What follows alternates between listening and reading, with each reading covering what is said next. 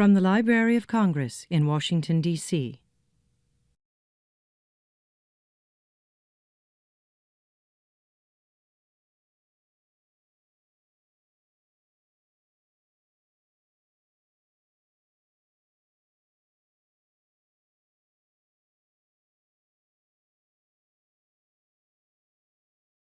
Good afternoon. My name is Mary Lou Reeker, and on behalf of the library's Office of Scholarly Programs, the John W. Kluge Center, and with special thanks to the Serials and Government Publications Division of the library, I want to welcome you today to a panel discussion called The Comic Book.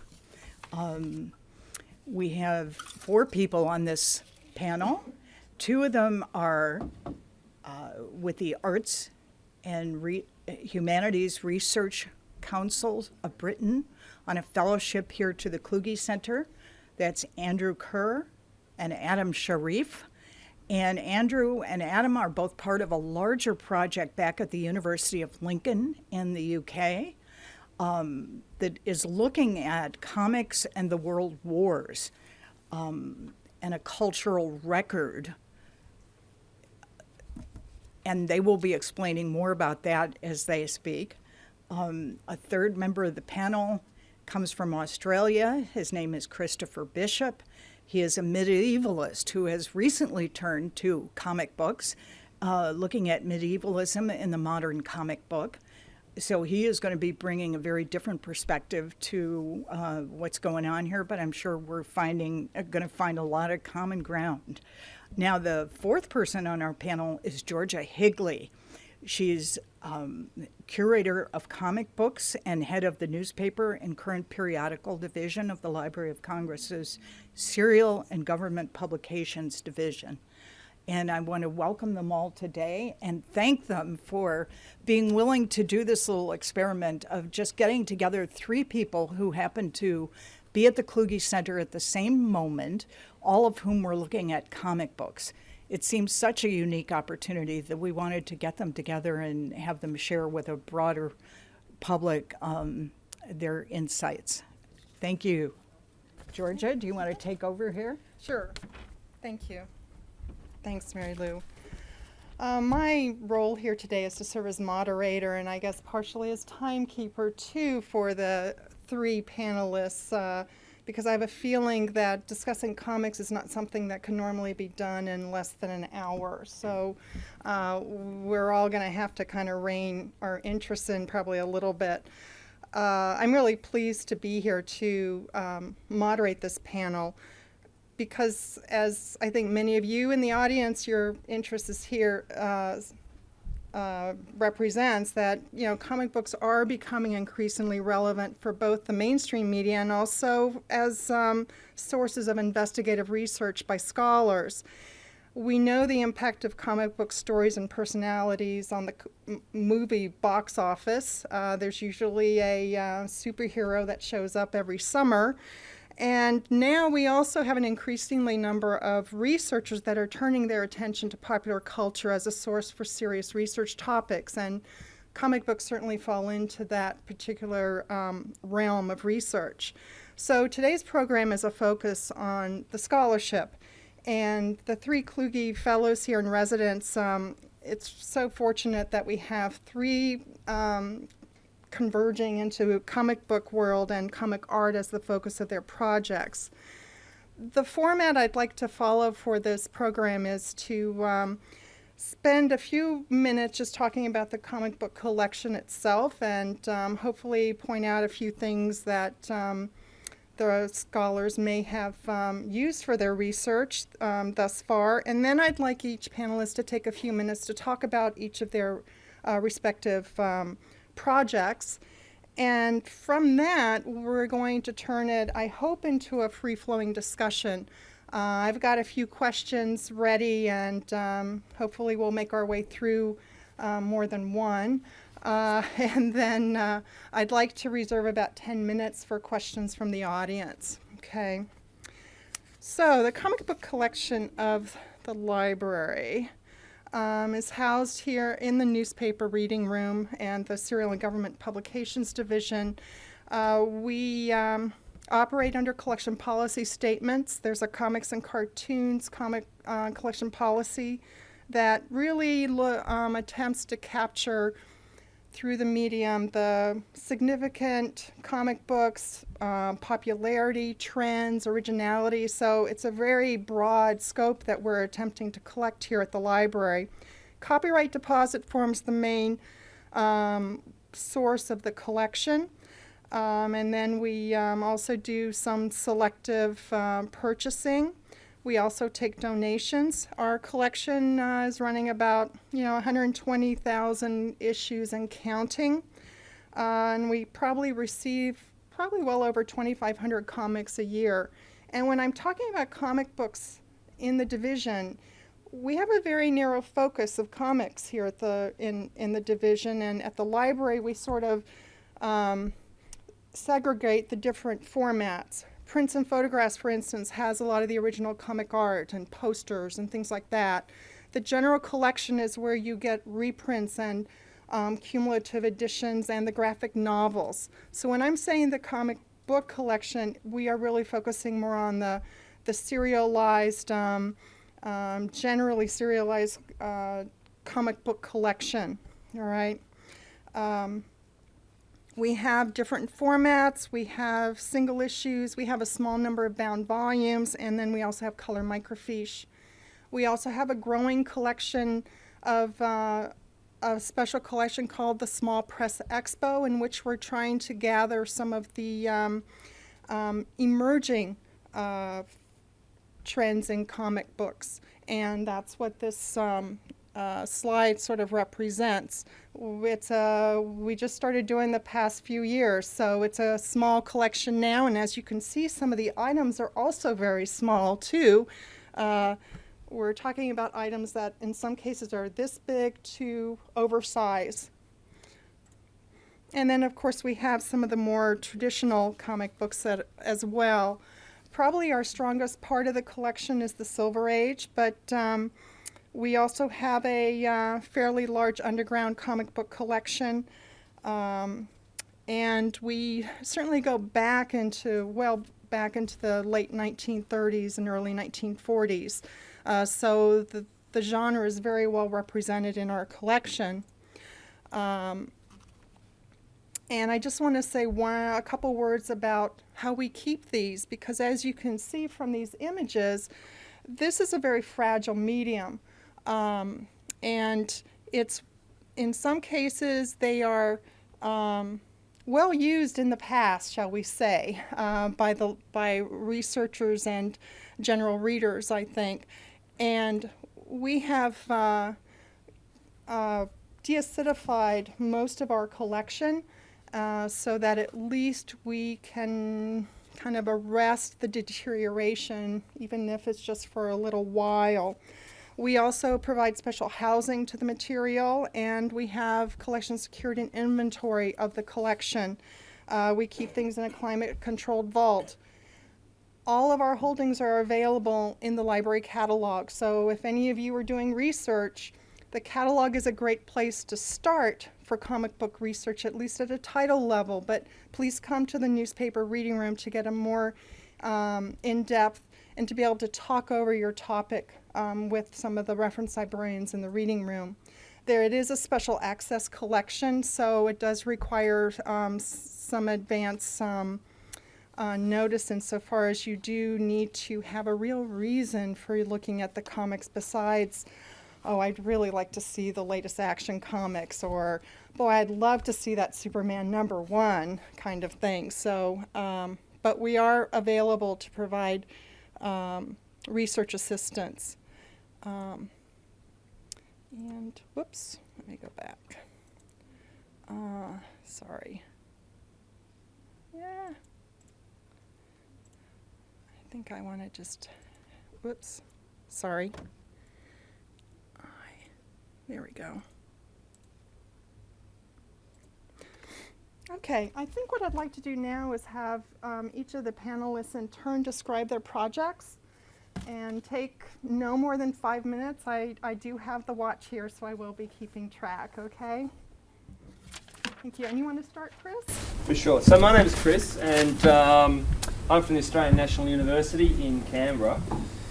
And my thesis, I'm a medievalist. Speak into the microphone because that way it'll be recorded well into the webcast. There's mics on the table. Oh, it is? Yeah. Sorry. Yeah. I'm a medievalist, so I'm a medieval historian. So my thesis and my majority of my publications so far have been mainly about literature in the 10th century West Saxon literature. So mainly I work from Latin and Anglo-Saxon texts. But I'm also interested in medievalism. Medievalism is the use of our medieval past in order to create modern culture. And so I'm interested in the way that medieval history, medieval literature, medieval culture bleeds into modern culture, so through visual arts and through literature and through music and through other cultural events. And so, the project I'm looking at now is a specific application of that in relation to comic books themselves. So I'm interested in medievalism as it appears in comic books, but it's not just a matter of knights and that sort of thing. It's not just the visual stuff, it's also the cultural things. And I'm looking at the way in which that's influenced modern culture and also just in the way in which it's represented in modern culture. I also did have a very big desire to come and see a whole lot of Golden Age comics, and I realised unless I put together some sort of reasonable project, they wouldn't let me actually look at them. So at the heart of my project is the desire to see Superman #1, but I have cleverly managed to make it look like there is a reason for me being here. Hi, how you doing? I'm Andrew. I'm studying at the University of Lincoln as part of a project called Comics and the World Wars, a Cultural Record. And there are some cards at the back, so that I don't have to shamelessly pitch it, just lift the card on your way back out.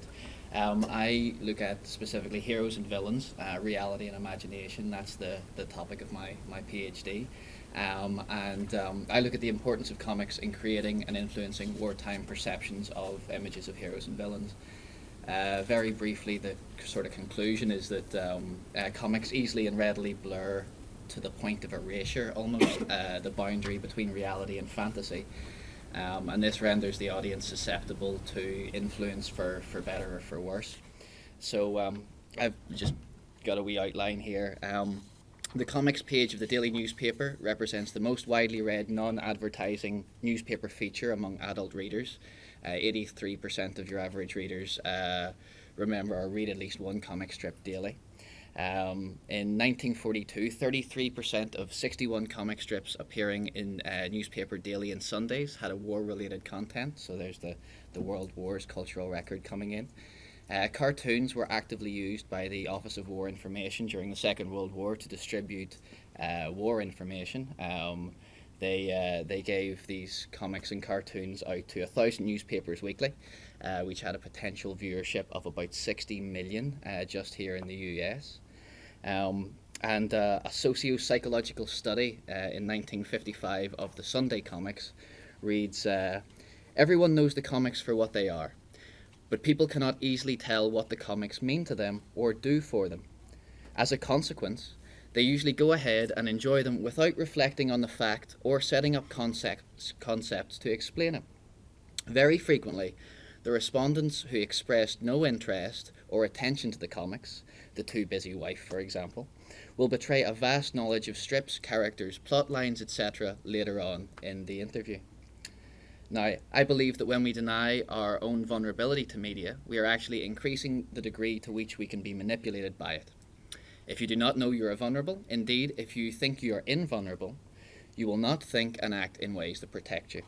Two basic errors in judgment that we make are: one, believing that fantasy stories in no way shape our realities, and two, believing that the media's reason for being is to entertain rather than to persuade us. So that's pretty much my argument in a nutshell. But I have a fondness for poetry, as Mary Lou knows, and I came across this great poem entitled Heroes and Villains by a comic book artist called Will Eisner, who was one of the better Golden Age comic book artists. So this appears in Uncle Sam #2 from 1941 and reads, "Now in comic books the hero always triumphed over crime, and the nasty villain suffered, and the world was all sublime. Oh, the ladies cheered their hero, and the crowds let out a roar, while the good guy smacked the villain through a triple-plated door. But the cheers had sunk to whispers, the crowd stood all aghast, and the hero gasped, astounded, 'cause the worm had turned at last. The villains called a general strike, the heroes had no foes, while the comics artists pleaded, the villains picketed in rows. Then they outlawed things like heroes, made the fiends the super race, threatened death to all cartoonists if they drew a handsome face. And when the children of the nations saw their heroes in this plight, it destroyed their faith in goodness, and they all started to fight. Then they wouldn't eat their oatmeal, and the good kids pined away, while the tough ones just got tougher. Yes, sir, crime was here to stay. So the schools closed all their portals, for the kids just wouldn't go, and the villains ruled the country. Oh, it was a bitter blow. Then our Uncle Sam took notice, and he said, this mustn't be, for these things can't be permitted in the land of liberty. So he gave the fiends a lecture on their status in the land, and he made them think that villains were a necessary band. 'Cause the kids must have their heroes, and the heroes must have foes, so the villains should return to work before the trouble grows. So the villains all returned to work, contented with their lot, and Uncle Sam had kept the land from going all to pot. Now the kids all eat their oatmeal, and they go to school on time, and the nasty villains suffer, and the world is all sublime.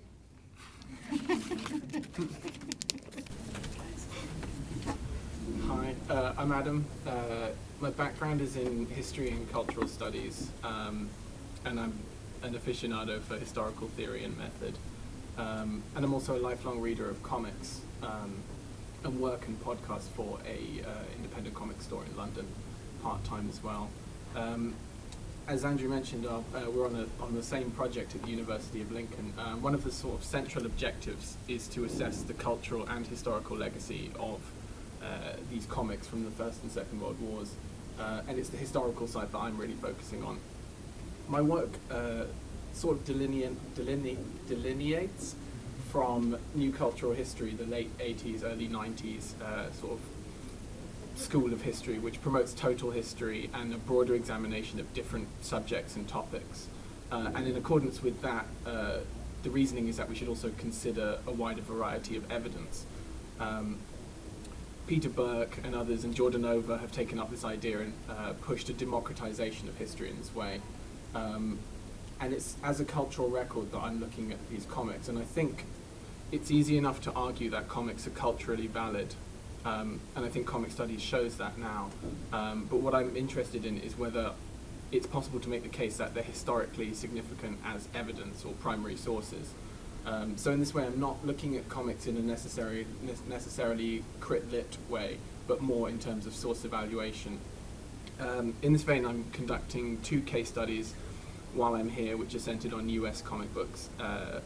One is centered on contemporary US discourse of the Holocaust and genocide as it was happening, and whether there's anything we can learn in the comics of the time about what Americans knew. And the other case study is focused on women at war, also in US comics, and particularly the theatre of war. So I'm interested in women taking up armed positions, field nurses, that sort of thing. Okay, thank you. Thank you, all of you. Let's try and now start a discussion, and I'd like to start actually with the question that was posed by the flyer. Is The Great Gatsby more culturally significant than Superman? I think Chris, you had put in one of your emails describing some of the things that you've looked at is the fact that no one really has a problem with looking at The Great Gatsby as an important piece to study, and also as an indicator of interwar social mores. But when Fitzgerald died in 1940, there were only 25,000 copies of The Great Gatsby that had actually been sold. In comparison, an issue of Superman was selling 1 million copies a month. So there's a wide discrepancy there. can a case be made for comics? Is there literary merit that we can derive from the comic books? Who wants to start? Yeah, I'll wade in. I think the circulation numbers, in a way, speak for themselves. If this many people were buying comics at the time, that's absolutely no indication of how many people were actually reading them, because you would share comics and trade comics. So I think the influence of these books at the time must have been quite significant. And whether people took a little or a lot from that is obviously open to question. But the same is true of novels. Someone may read something but not necessarily take anything significant from that novel. But I also think that the state of comic studies now indicates that studying comics culturally and literarily is almost a given now. I think the Academy is kind of embracing it at the moment, and there are a number of journals and universities are starting to introduce comic studies courses, and I think that's significant. Just to play devil's advocate a Go little for bit, it. I think we, particularly with the golden age comics, we need to make a distinction between culturally significant and literarily significant. The writing is terrible most of the time, and I don't think that's necessarily the argument.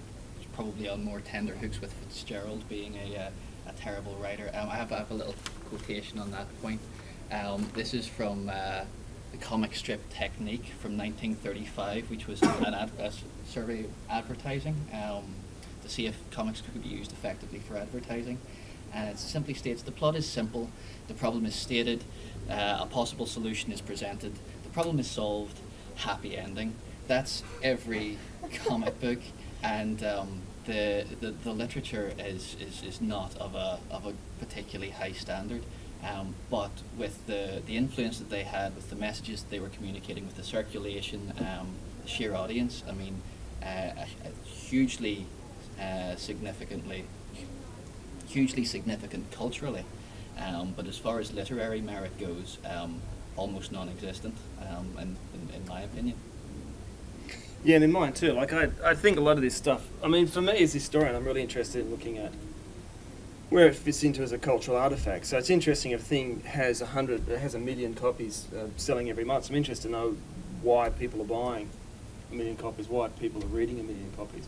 But the thing too is that all these things contextualise into a really interesting bigger picture as well. So it's not just a matter of necessarily the cultural significance, also the way it fits in. So for me as a medievalist, Gatsby is a really good example to use. I'm sure most of us are familiar with Gatsby, right? Right. So would most of you see Gatsby as in itself a medieval text? Not so much. Well, that's interesting because Fitzgerald did. Fitzgerald saw it as a medieval text. Like the whole idea behind, and if you read what he's writing to, say, Hemingway at the time, is that it's about medievalism. You'd be aware, of course, especially those of you who are American, would be probably aware of the influence of the Arthurian legends on American culture. It's a big part of the American psyche.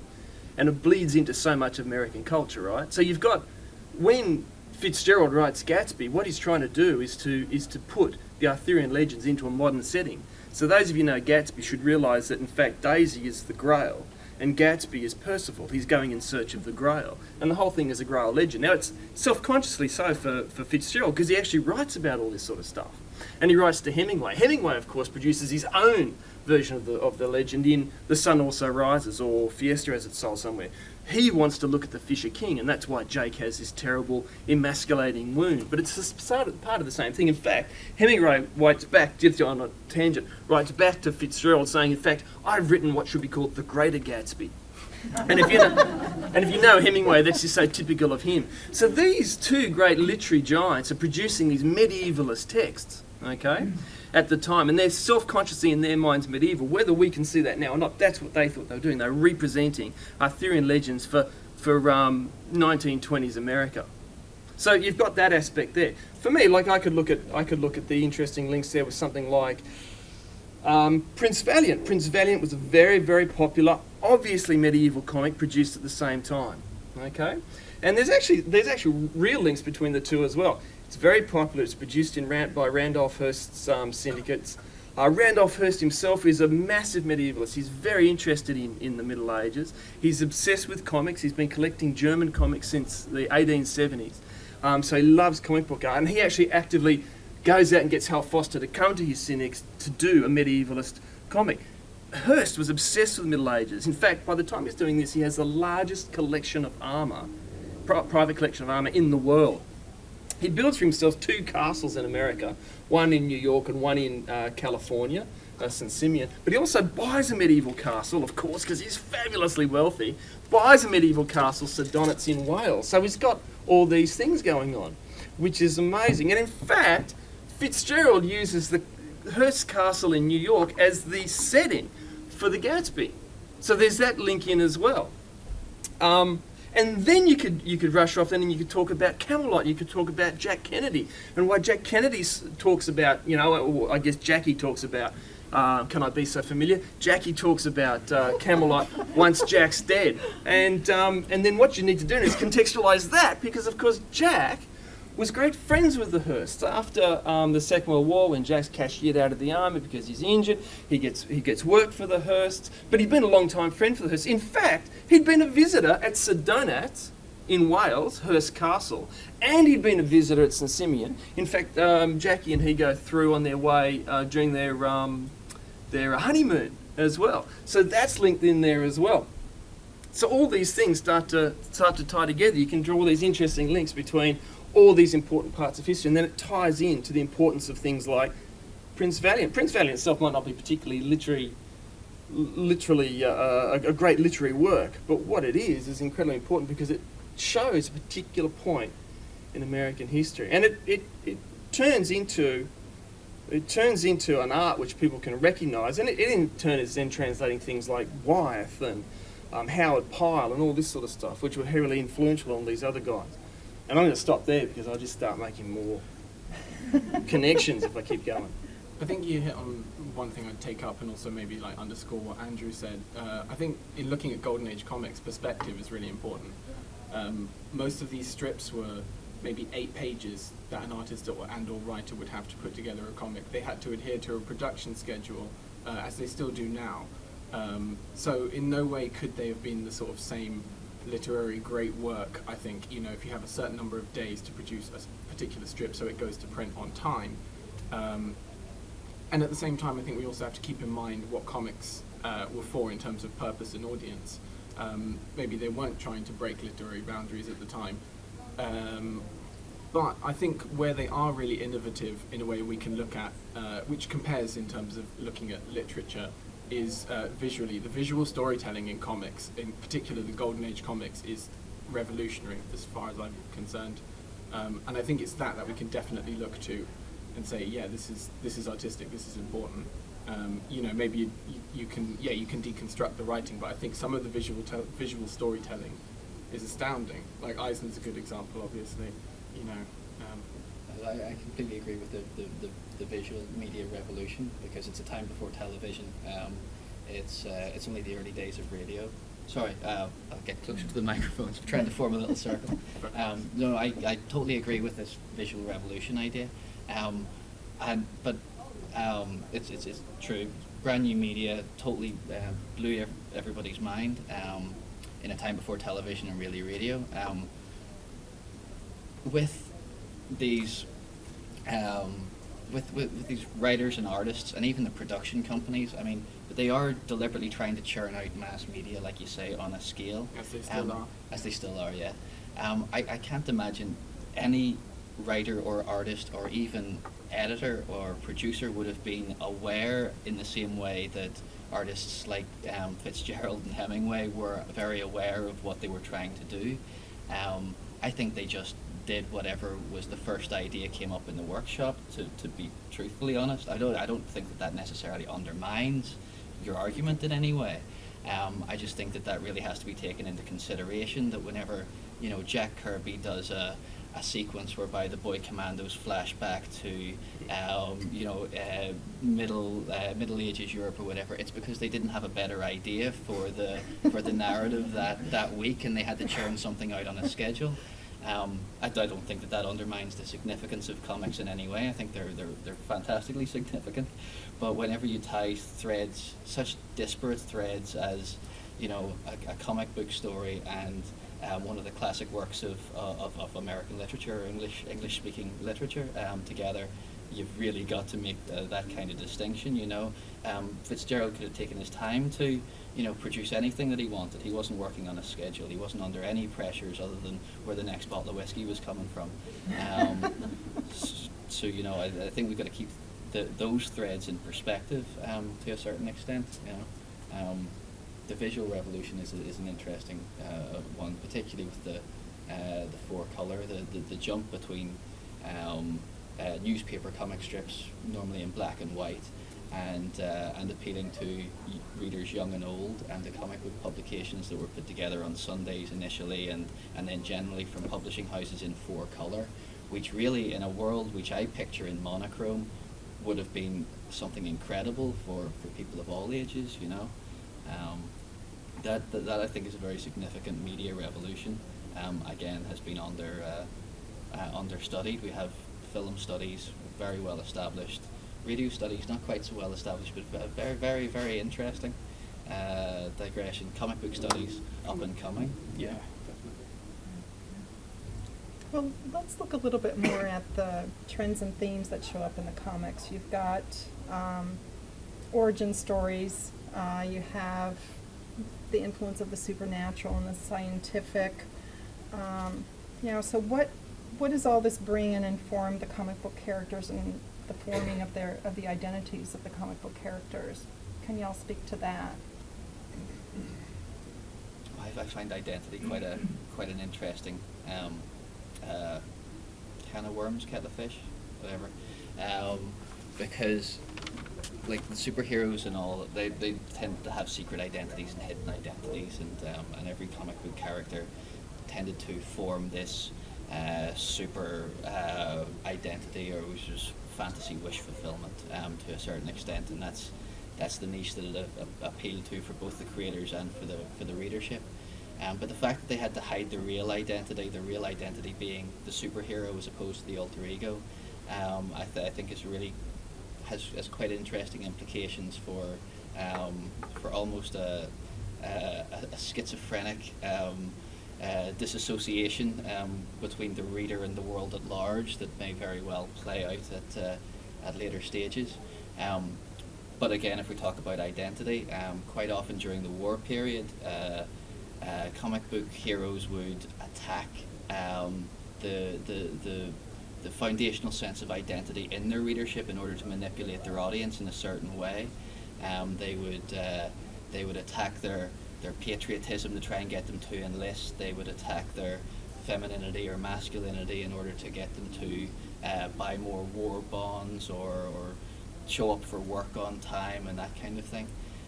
So the comic book creators, particularly their editors, I would imagine, and the people that pull the threads behind all of that, were very aware of the identification between the reader and the character, and deliberately used these characters to attack any secure identity or sense of identity that the readership would have in order to serve their own ends and indeed sell more comics. Because if I can live vicariously through my favorite Batman, then I'm going to buy it every week in order to get that sense of security and affinity with this character who appeals to me for some reason. Every week, my nickels and dimes are going to go that way. It's going to make me feel good about myself. I think one of the most interesting things about identity in comics, particularly older comics, is that way before anything about constructing identity or performing gender and Judith Butler and all that kind of stuff, you've got comic book heroes that are exemplifying how performative identity or gender really is. And in so many ways, like you're saying, that might be what you relate to, you know, because you can construct your own identity through these characters that you might relate to, which I think is really interesting and probably an understudied aspect of comics. In terms of trends and themes, I think it's interesting how you can sort of chronologically map trends in comics to real-world paradigm shifts. So after the Second World War, the 50s is sort of a lot about horror comics as a sort of reaction to the horrors of the war, and in the 60s with the proliferation of more scientific and nuclear weapons, you get a lot of sci-fi based comics.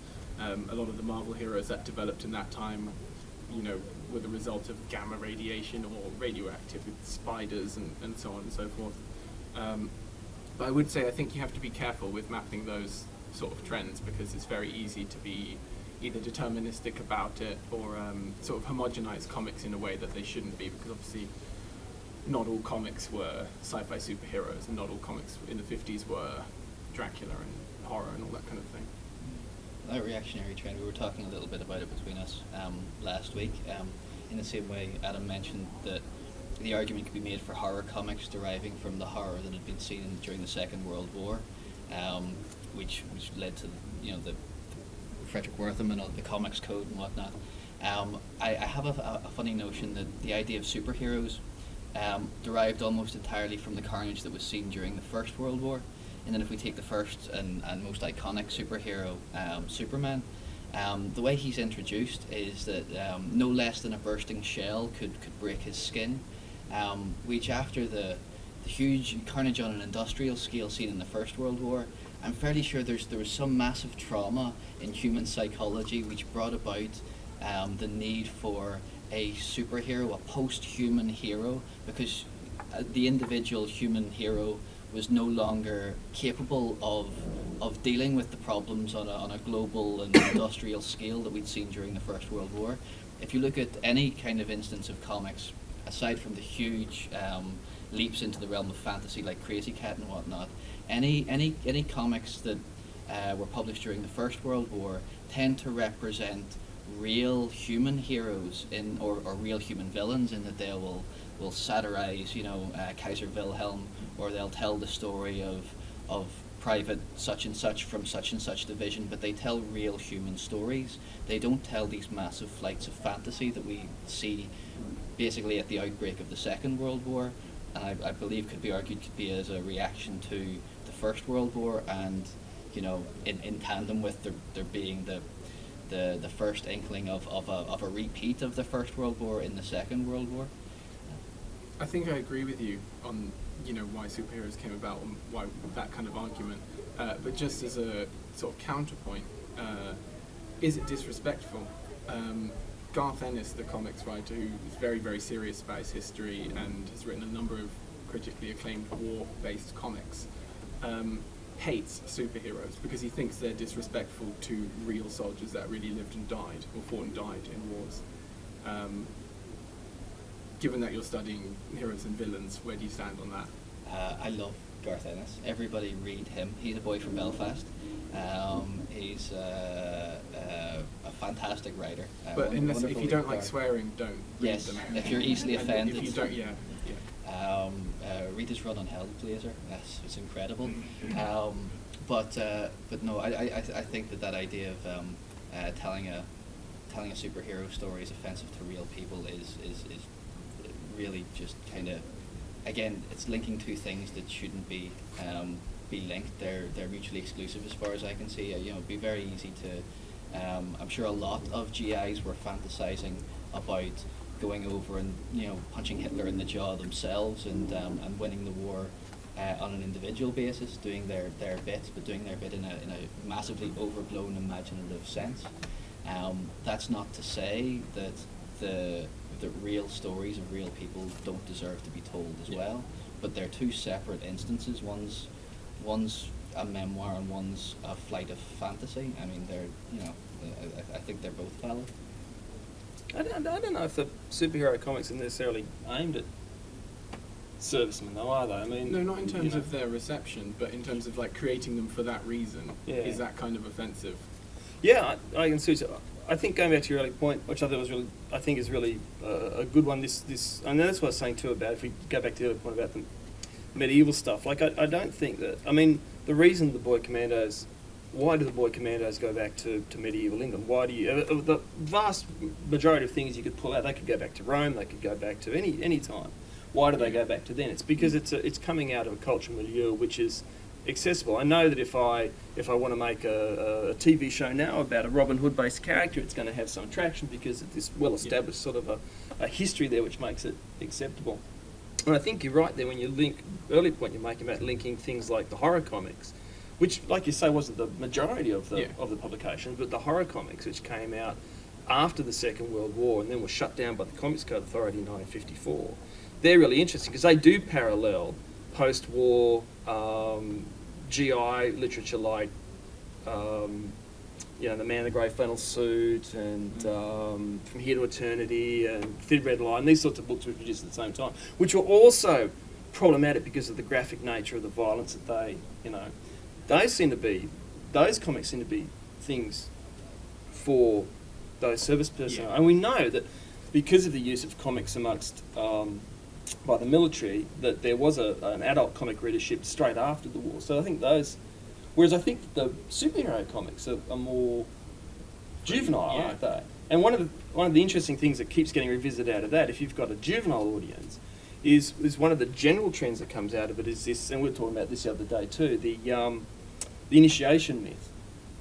Do you know what I mean? Yeah. Like there's a constant revisitation of the initiation myth, and we see that still today. You're talking about the movies which you've got now. One of the things, if your franchise is failing, what you want to do is to redo an initiation myth. A reboot. Yeah, a reboot. Secret Origins. A reboot, because this is what we love. And if you're a young person, and in a lot of traditional societies, these initiation myths are actual part of an actual systematized part of your social infrastructure, where you are told initiation myths of how something came about, how a certain person became a man, how a certain person became a woman.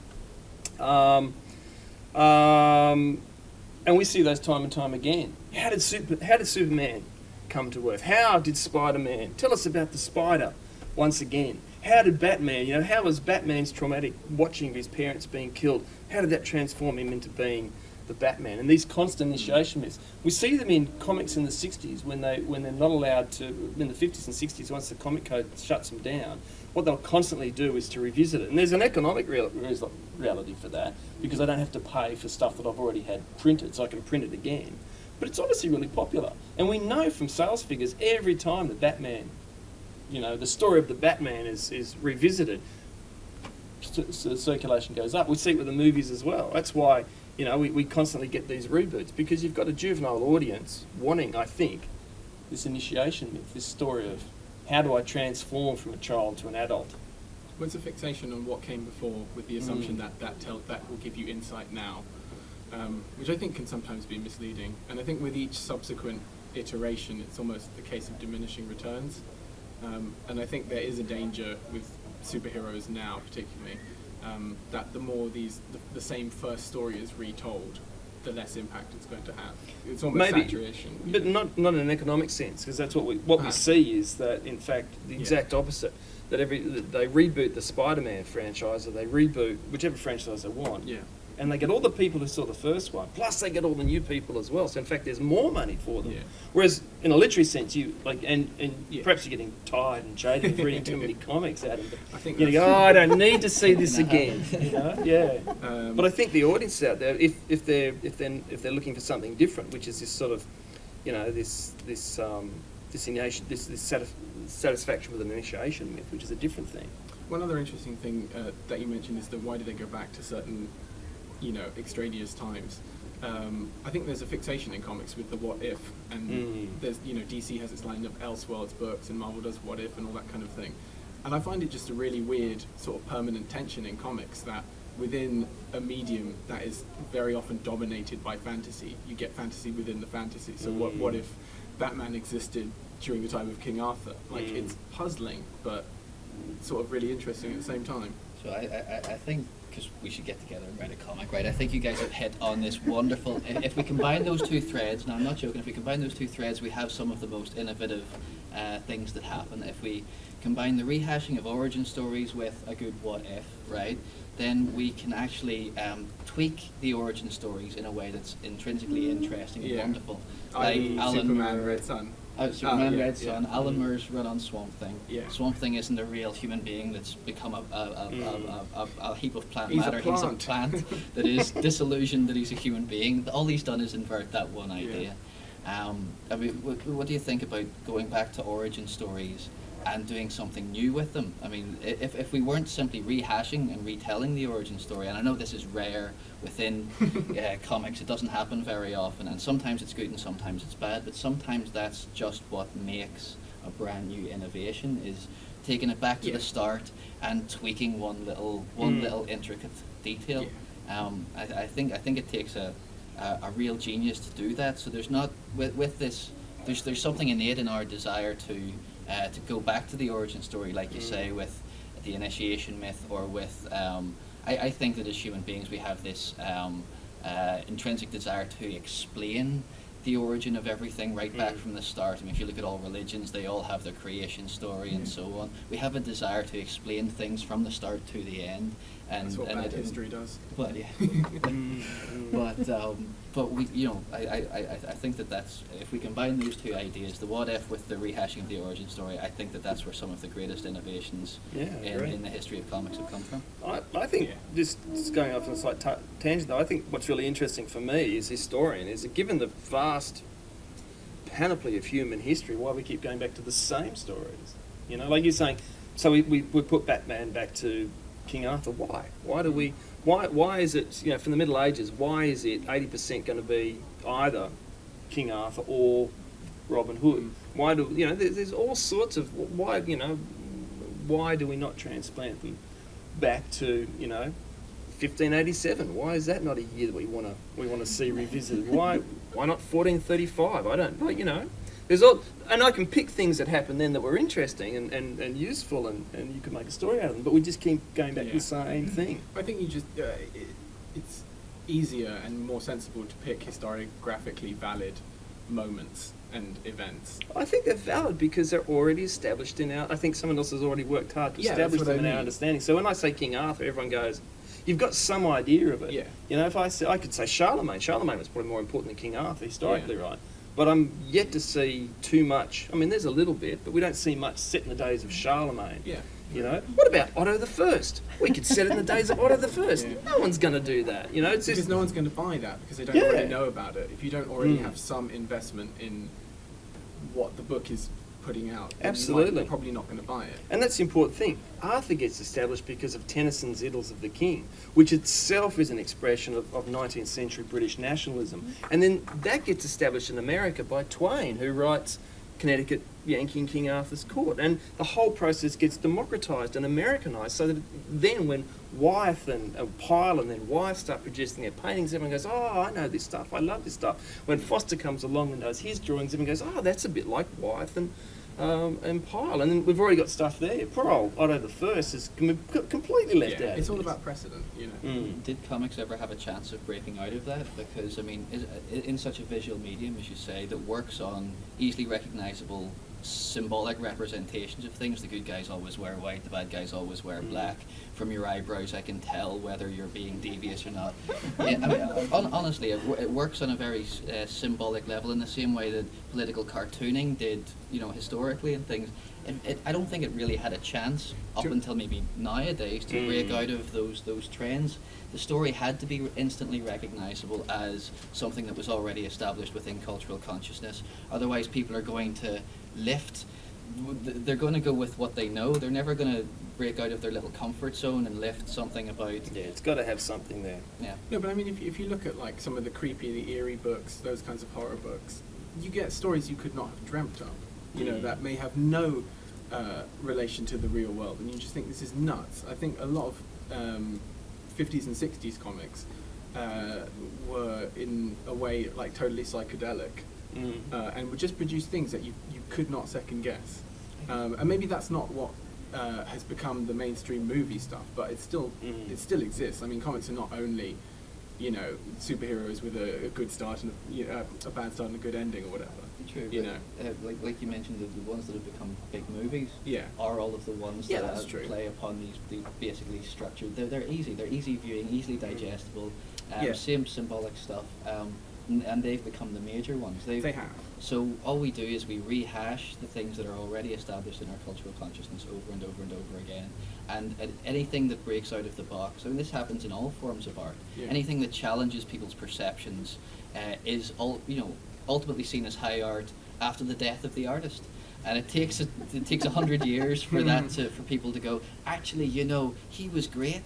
He may have only sold one painting in his lifetime, but he was great. Let's build a museum around him, And this keeps happening. We don't like to be challenged. We don't like to have our perceptions and our comfort zones challenged. We like to stay in a little bubble. I mean, not just me. Human history, human culture generally, I mean, I do really like to stay in my own wee bubble.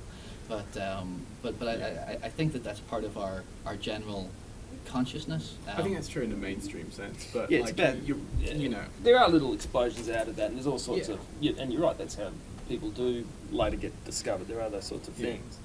I think, the horror comics which Adam's talking about, I think are really, really interesting, because they are so out there, and and some of them are so horrible, so that's why they get targeted in 54, but I always think of those. I don't know if you've read The Man in the Grey Flannel Suit, which was really popular at the same time, but it was written by a returned serviceman from the Second World War. And there's this. When I think of the horror comics, I always think there's this. I don't know if you've read it, but there's this great scene in the Man in the Grey Flannel Suit where he's having an interview. So here's this guy who was a ranger in the Second World War. He's come back and he's sitting across the table in his grey flannel suit having an interview. And the guy on the other side of the table is asking him some questions, but all he's thinking about is, you look like this guy I killed in Germany. I remember I snuck up behind this guy with and then he goes through graphic detail of what he did to this guy. And he only killed the guy because the guy had a coat. He said, fancy that, killed a guy just because he had a coat and I was cold. Anyway, suddenly he realises in the middle of this interview, and he's got all these images going through his head. The images in his head are exactly like the stuff in those horror comics. But then, that stuff gets finished in 54, and well, officially at least. Yeah. How many kids were reading The Man in the Grey Flannel Suit? 6. We know them all by name. Yeah, what I mean? Like, and that was what Wertham was saying. That was his problem with that. He was saying that it's great for you to go and read that sort of stuff if the book will keep you at bay. But if you've got comics, it's going straight into your head. So we were talking about literate fiction earlier on. Comics are arguably not literate fiction in the same way, a novel is. What, comics always, or comics in the 40s? Comics in the 40s, golden Right, age okay. comics. Okay, yeah. I was going to say. Yeah, there are some But even wonderful then, I'm sure you can instances build a case, yeah. Yeah, but again, Yeah. there's never judge a book by its cover. Except you comics. judge comics by their cover. Sadly. Yeah. Everyone always has. Yeah. I think with that, I had a list of questions. We got through 2 of them. That's good going. That's good going. Twice as many as we thought. Oh, okay. But we're coming to the end of our time, so I did want to give an opportunity if people in the audience had comments or questions. You've got 3 experts here to draw from, so it's an ideal opportunity. Yeah, sure. You guys have been talking a lot about how we keep revisiting the central themes and symbols and time, places. Do you think that really changes with different cultures, with different comic books from other countries have like entirely different places they revisit and themes they revisit?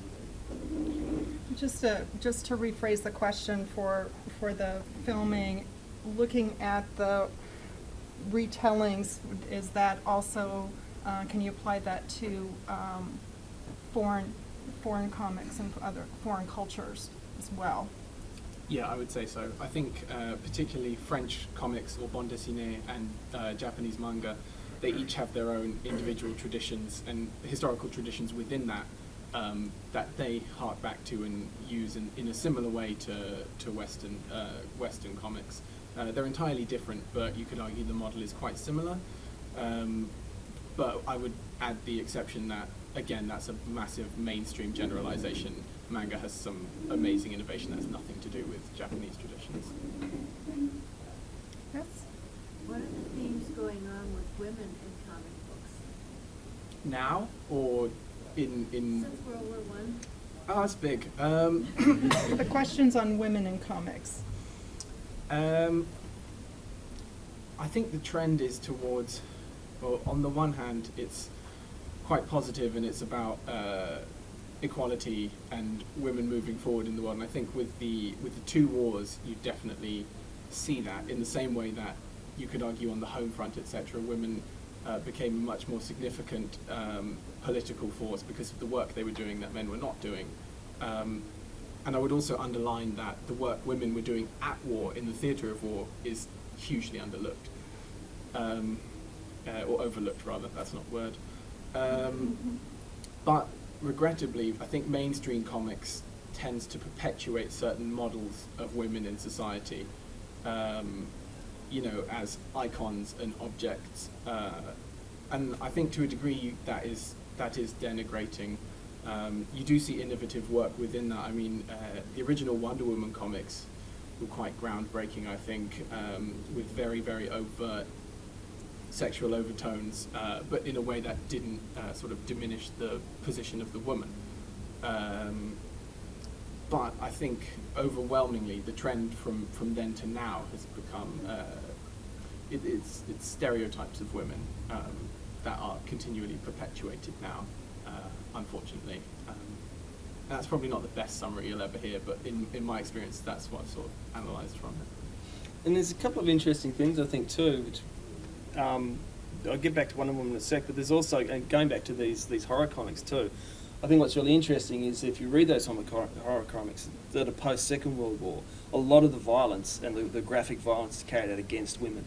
And so it would seem to be that this is the product of a remasculinizing of the culture. Like, these men have come back, they've found that their positions have been usurped by women. A lot of the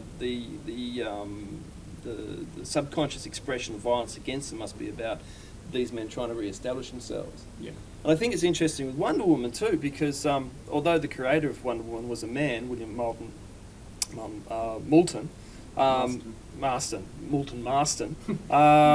he was who also credited himself with the creation of the systolic blood pressure test, which the lie detector test, you know, that you use with the wires and you attach them to the person and you do that thing. He's supposed to invent that. Hence Wonder Woman's lasso of truth. She has a golden lasso of truth, which she puts around. You have to tell the truth. This is him reminding everybody he invented this amazing thing, which he was desperate to try and sell to In his mind, he was an the Amazon. FBI, in fact. And we have all his correspondence between him and Hoover. Who is this guy? Why does he keep writing me about this damn systolic blood pressure test? But he was very interested in sexual politics as well. He himself, this is Marston, the guy who wrote Wonder Woman, lived as a sub, in fact. And if you don't know what a sub is, you can go and Google that afterwards, but don't do it around other people. And he lived as a sub with his two dom female wives. And after he died, in fact, they continued to cohabit. They all had kids together and all this sort of stuff. So he's got a lot of stuff on record where he says basically every man's desire is to be dominated by a powerful woman. He himself was a sex slave. And he thought that was the whole basis behind this stuff. We also have this great correspondence with him and his editor, who keeps saying, "Oh, but stop with this crazy stuff! Like, we're going to get shut down." And he was constantly saying, "Like, can you put less bondage in this stuff, man?" And there's this great letter from Gaines, in fact, where he says, "Can we reduce the bondage by 75%?" I don't know what that means. Like, I want 75% less bondage in the next comic. But they're having these conversations. So there's all these interesting, you know, contextualizations of these things as well. Two questions, sir. Yeah, at the beginning you were talking about these impressive numbers of how many people read the comics. You know, one of the most widely read sections of the newspaper, 80-something% of people look at it.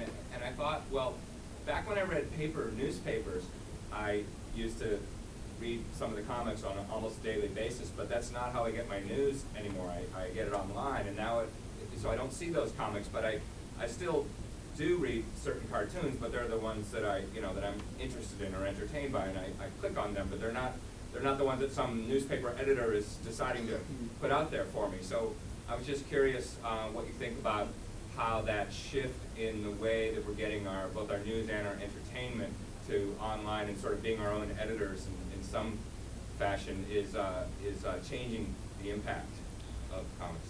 I think that there's definitely a lack of web comics associated now with the press online. In the same way, I will very often on a train or on the metro see someone flicking through an actual tangible newspaper, and they'll flick to the comics section and they'll read it, and every time I see this, and I've seen it very often, it gives me a warm, fuzzy sense inside that I'm actually doing good work. Honestly, because everybody does it. But whenever we get our news online, we don't flick to the comics page in the same way that we used to. There is a proliferation of web comics out there which are published online, but you have to actively search for them. So those figures were from the Office of War Information, who did a survey into whether or not we could use the newspaper comic strip to give out war information. And while you're saying that you get entertainment from the newspaper comic strip, they can also inform us in a subtle way. There's been a huge shift in that from the 1940s to now. It's not that contemporary idea is not even comparable to what it was in the 30s, 40s, and 50s, because it just doesn't exist. I go to the Times online and I'll read all of the articles and I'll not see a comic. And the death of the editor is a really interesting thing, because going back to some of Anna was saying the other day about this invisible line between comics of the era of the day and things like advertising, which is a really good point.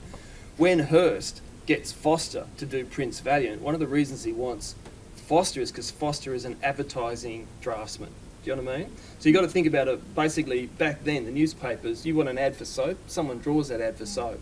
And what Hearst wants is for you to pick up your Sunday paper, read the funnies, and then your eye trails across into an ad. And before you know it, oh, hang on, this isn't the Yellow Kid, this is Yellow Kid selling me soap. Do you know what I mean? And so Hearst's idea is to use the same artists who are doing his advertising copy to do comics, because he can then put them together to break those things down. But once the editor goes, once you can be your own editor, they can't sell it to you in the same way. We were talking the other day, it's the same thing when you watch telly from the 50s and watching I Love Lucy, and she, oh, Dazzy, oh, and then straight away she's into this, have you noticed the washing machines we've got from the good people at Westinghouse? Blah, blah, blah, blah, blah, she goes. Now that we can create our own stuff, we're not so susceptible to that. So this stuff is about the history of the time and the medium in which it was transferred.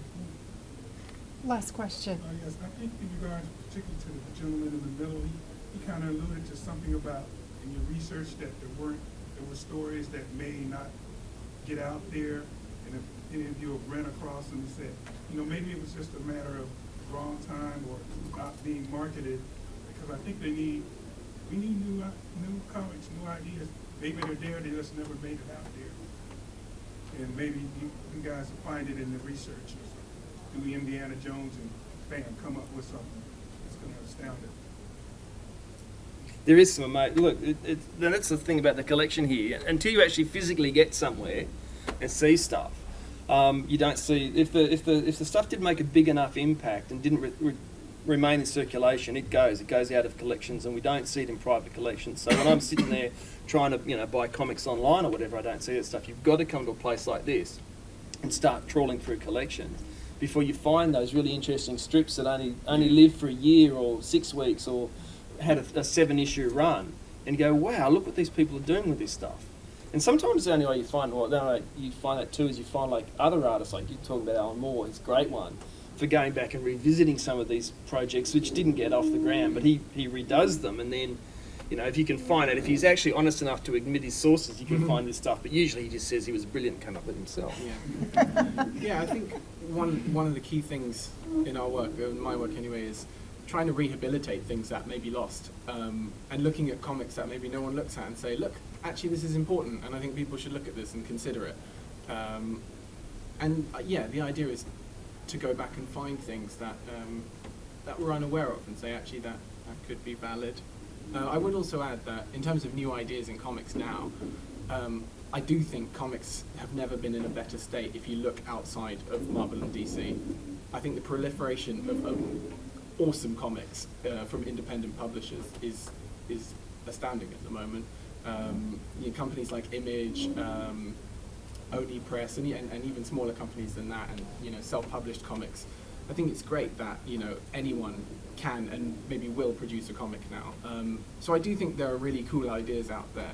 But in terms of the mainstream, yeah, they circle back to the same tropes that they've been exploring for the last 50, 60 years. And I guess just as a critique on that, I think it's the same readers that will tear down their favorite companies for killing Peter Parker, but the same readers that will still buy the comic, which means the company will still print the comic, and it doesn't matter, and they can retread the same themes if they want to, because they know that audience will not sort of choose with their wallet, which I think is a massive problem in mainstream comics. And we're looking at very commercial, big runs of comics. We haven't talked at all about the underground comics, which are, if you're going to find real literature, that's probably where it's going to be. And some of the most amazing ideas are coming out of that stuff. But again, you've got to have a collection to start going through that, because a lot of it just isn't known. Okay. Well, thank you all for coming, and thank you, Chris, Andrew, Adam. And thank you to Georgia Thanks, Hickley Georgia. for moderating this panel. And on behalf of the Kluge Center, I hope you'll look for us on the web at www.loc.gov/loc/Kluge. And you can sign up to learn about more of our programs. And thank you, audience, for coming. Thanks. This has been a presentation of the Library of Congress. Visit us at loc.gov.